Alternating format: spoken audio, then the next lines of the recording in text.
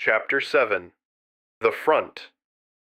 The average person in this country has a different idea of what the term front means to those who have been over there.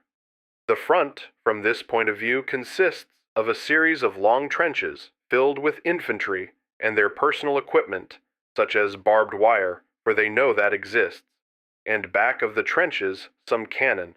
But little does the layman know about the component parts necessary to make up a front, and all the branches of service that are utilized, each an individual cog in an efficient fighting machine.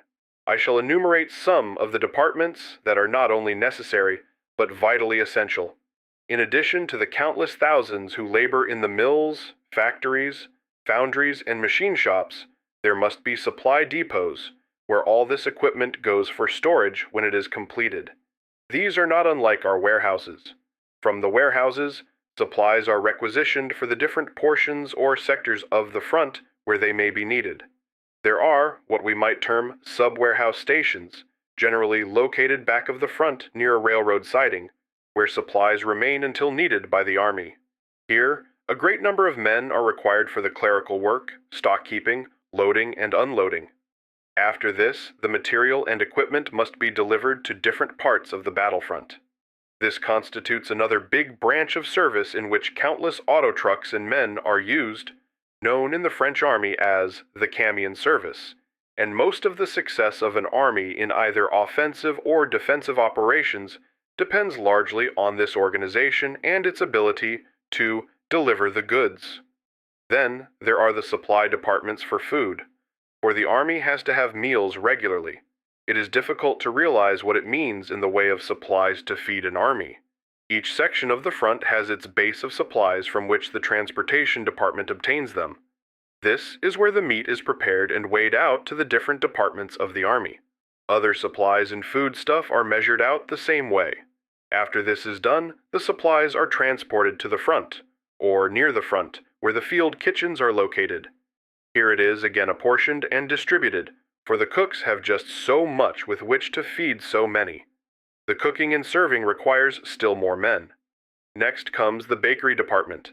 The raw materials are delivered to the bakery and the finished product taken away.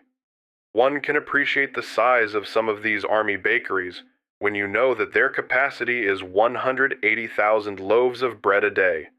This was the capacity of the one from which our bread came, which I visited. When you consider the output of such a bakery, you realize that a great number of men are necessary who don't fire a shot and yet are a vital factor in a military organization. The telegraphic and telephone departments constitute still another important element in the system.